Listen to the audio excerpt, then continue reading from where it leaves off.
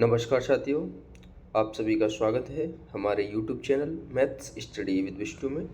आज हम कक्षा 6वीं की एटिकेट पाठ्यपुस्तक के अध्याय 1 विज्ञान का अनूठा संसार के सभी प्रश्नों को हल करेंगे। तो आइए चलिए एक एक करके हम सभी प्रश्नों को देखते हैं।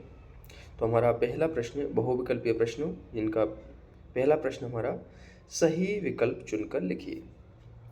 निम्नलिखित में से कौन सा कार्य विज्ञान की खोजों का हिस्सा नहीं है?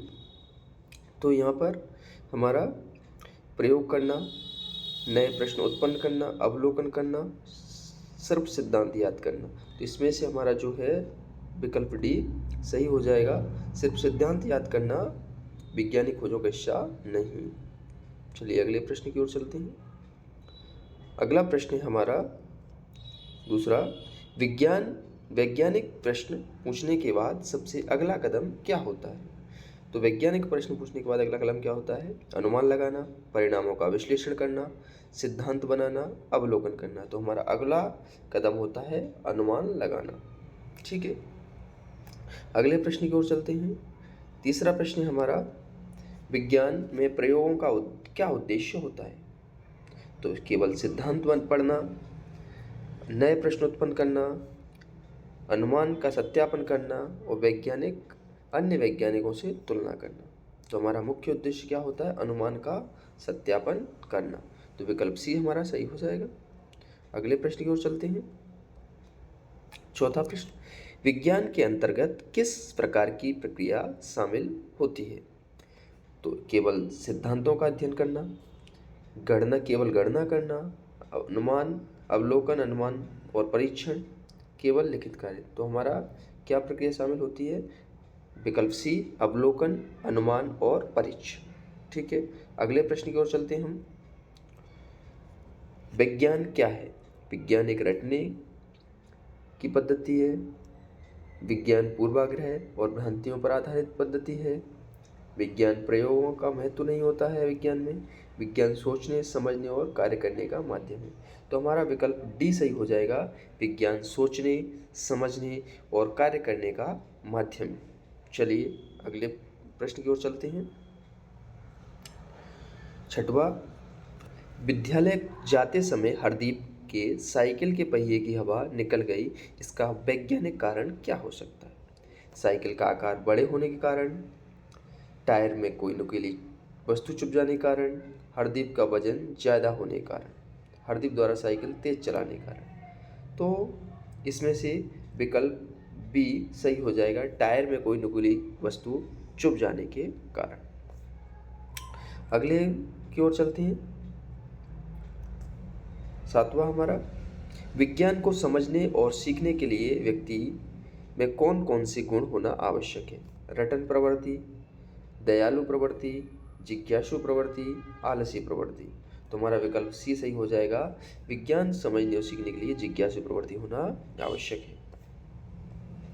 अगले प्रश्न की ओर चलते हैं। आठवां, विज्ञान में किसी वस्तु, घटना या कोई खोज के निर्णयों पर पहुंचने कब आनंददायक होता है?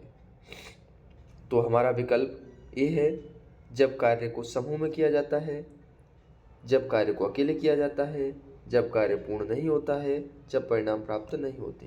तो हमारा विकल्प ए सही हो जाएगा। जब कार्य को समूह में किया जाता है तो ये आनंददायक होता है। ठीक है, अगले प्रश्न की ओर चलते हैं। प्रश्न नंबर 2। ठीक है, क्या है? दिए गए शब्दों में से चुनकर रिक्त स्थानों की पूर्ति कीजिए। तो पहला है हमारा, विज्ञान एक व्यापक और अंतहीन, यहाँ क्या आ जाएगा? पहेली है जैसा है। अगला है दूसरा, एक रिक्त स्थान सुंदर तितली में परिवर्तित होता है। तो यहाँ आ जाएगा, एक कैटल पिलर जो है सुंदर तितली में परिवर्तित होती है। अगला है हमारा विकल्प तीसरा प्रश्न, हमारे शरीर की वृद्धि विकास के लिए आवश्यक क्या है? तो भोजन आवश्यक है।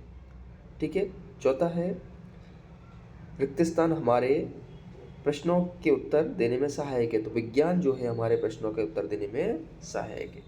ठीक है, अगला हो जाएगा पांचवा, नई वस्तुओं की खोज करने के लिए प्रयोग किया जाता है।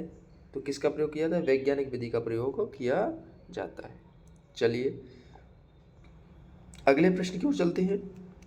अति लघु उत्तरीय प्रश्न, प्रश्न क्रमांक 3। पृथ्वी पर किसी सजीव के जीवन के अस्तित्व के लिए क्या क्या आवश्यकताएं हैं? तो पृथ्वी पर किसी सजीव के जीवन के अस्तित्व के लिए उसे भोजन, जल, वायु तथा उचित तापमान की आवश्यकता होती है। ठीक है, अगला प्रश्न चौथा हमारा, जिज्ञासा शब्द इस पुस्तक के शीर्षक में क्या महत्व है? तो जिज्ञासा शब्द का तो हमारा उत्तर है, जिज्ञासा शब्द से आज से हमारे प्रश्न पूछने, प्रकृति में विभिन्न आयाम खोजने और यह समझने का प्रयास करने कि आखिर यह सब होता कैसे है से है।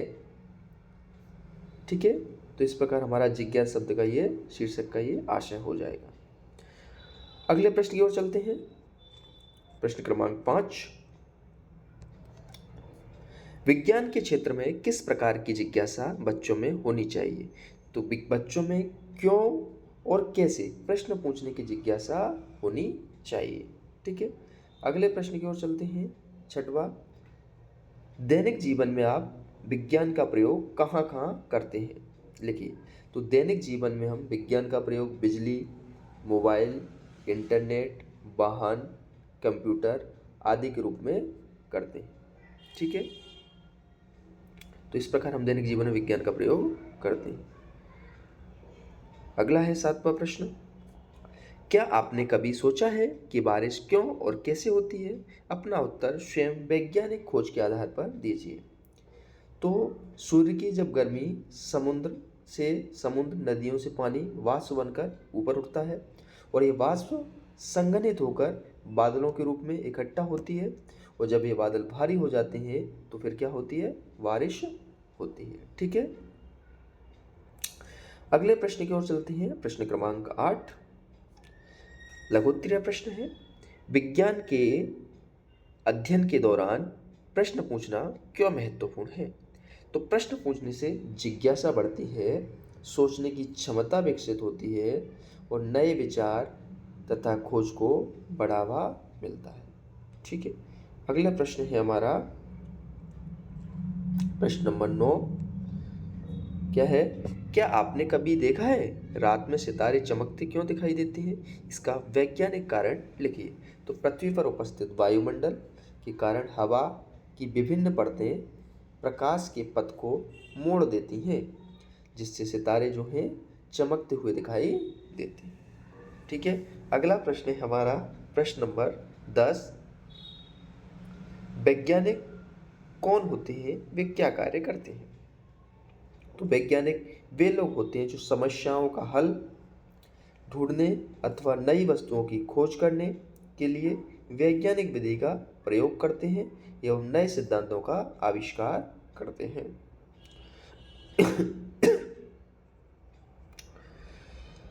प्रश्न नंबर 11,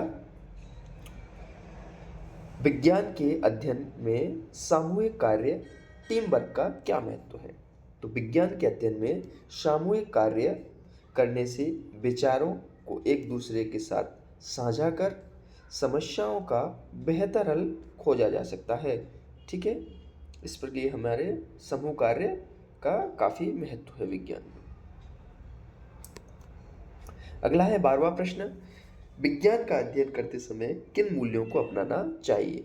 तो विज्ञान का अध्ययन करते समय जिज्ञासा, धैर्य, रचनात्मकता, सहयोग की भावना तथा आलोचनात्मक सोच जैसे मूल्यों को अपनाना चाहिए। अगला है हमारा 13वां प्रश्न, क्या आप अपने जीवन में जिज्ञासा का क्या महत्व मानते हैं? तो जिज्ञासा ही हमें प्रश्न पूछने, उनके उत्तर खोजने तथा नई चीज़ों को समझने सीखने के लिए प्रेरित करती है, हमें जीवन में आगे बढ़ाने में महत्वपूर्ण भूमिका निभाती है। ठीक है, तो इस प्रकार हमारे जीवन में जिज्ञासा का महत्व है। अगला है हमारा 14वां प्रश्न, क्या है? आपके अनुसार पृथ्वी पर जल की क्या भूमिका है? तो पृथ्वी पर जल की महत्वपूर्ण भूमिका है। जल हमारे दैनिक कार्यों जैसे खाना बनाने, नहाने धोने, पीने के साथ साथ सिंचाई, औद्योगिक कार्यों के लिए आवश्यक है। जल के बिना पृथ्वी पर जीवन की कल्पना भी नहीं की जा सकती है। अगला है हमारा दीर्घ उत्तरीय प्रश्न, प्रश्न क्रमांक 15। दीपा साइकिल की मरम्मत करने वाले व्यक्ति के पास पहुंची क्योंकि उसकी साइकिल की पूरी हवा निकल गई थी। वह उत्तर ढूंढने का प्रयास कर रही है कि हवा निकलने का क्या कारण हो सकता है। उसकी इस समस्या को हल करने के लिए वैज्ञानिक विधि अनुसार क्या क्या चरण हो सकते हैं। तो इसका उत्तर है हमारा पहला बिंदु है समस्या की पहचान करना कि हवा क्यों निकली। दूसरा है हवा निकलने के विभिन्न संभावित कारणों का अनुमान लगाना। ठीक है। तीसरा है अनुमान के आधार पर परीक्षण करना कि ट्यूब में कील चुभी है या फिर ट्यूब फट गया है। अगला है परीक्षण के बाद समस्या का समाधान छेद को पेच लगाकर या ट्यूब बदलकर करेंगे। ठीक है। तो इस प्रकार हमारा ये वैज्ञानिक विधि के चरण हो जाएंगे। अगला है हमारा 16वां प्रश्न। आपने अपने जीवन में विज्ञान की कौन कौन सी प्रक्रियाओं को अपनाया है, उदाहरण सहित वर्णन कीजिए। तो इसके कई उत्तर हो सकते हैं। तो एक समस्या का उत्तर हमने यहाँ देने का प्रयास किया है। एक दिन घर पर अचानक पंखा बंद हो जाने की समस्या उत्पन्न हुई। फिर मैंने अनुमान लगाया कि बिजली चली गई होगी, लेकिन दूसरे कमरे में लाइट जल रही थी। तो फिर मैंने सोचा कि पंखा खराब हो गया है। फिर मैंने पापा को बताया और उन्होंने उसे ठीक करवाया। इस प्रकार हमारी पंखे की समस्या का समाधान हो गया। ठीक है। अगला है हमारा 17वां प्रश्न। तो 17वां प्रश्न है हमारा विज्ञान हमें प्राकृतिक दुनिया को समझने में कैसे मदद करता है। विज्ञान हमें विभिन्न घटनाओं के कारणों को जानने, पैटर्न की पहचान करने एवं प्रकृति में होने वाले परिवर्तनों जैसे मौसम आदि के बारे में सही और सटीक जानकारी प्रदान करने में मदद करता है। ठीक है। अगला प्रश्न है हमारा 18वां प्रश्न। क्या है 18वां प्रश्न?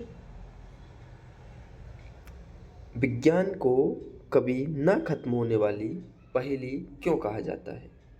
तो विज्ञान कभी न खत्म होने वाली पहेली इसलिए कहा जाता है क्योंकि नई खोज पहेली का एक और टुकड़ा जोड़ देती है। इसकी कोई सीमा नहीं होती कि हम क्या क्या खोज सकते हैं, क्योंकि ज्ञान का हर नया भाग नए प्रश्नों तथा खोज की ओर ले जाता है। इस तरह नई खोजें हमारी समझ को बढ़ाती हैं और यह एक अंतहीन प्रक्रिया है। ठीक है। प्रश्न क्रमांक 19। विज्ञान का अध्ययन ब्रह्मांड की बड़ी समस्याओं और रहस्यों को सुलझाने में कैसे मदद कर सकता है। विज्ञान के अध्ययन से हम अवलोकन, तर्क एवं प्रयोगों द्वारा दैनिक जीवन की कई समस्याओं का हल खोजते हैं। हम एक सीमा तक वैज्ञानिक विधियों का अनुप्रयोग करते हैं जो हमें हमारी बड़ी समस्याओं का हल करने, ब्रह्मांड के रहस्यों का समाधान करने में हमारी मदद करती है। ठीक है। अगला है हमारा 20वां प्रश्न। क्या हम क्यों कह सकते हैं कि विज्ञान हमारे चारों ओर हर जगह है। जिस हवा में हम श्वास लेते हैं, वहाँ से लेकर आकाश में तारों का चमकना, सब कुछ वैज्ञानिक सिद्धांतों से जुड़ा हुआ है। हमारे दैनिक जीवन में विज्ञान हमारे द्वारा खाए जाने वाले भोजन से लेकर हमारे द्वारा उपयोग किए जाने वाले विभिन्न उपकरणों में विद्यमान है। ठीक है। तो इस प्रकार से हमने अध्याय 1 के सभी 20 प्रश्नों को उत्तरों को समझा। ठीक है।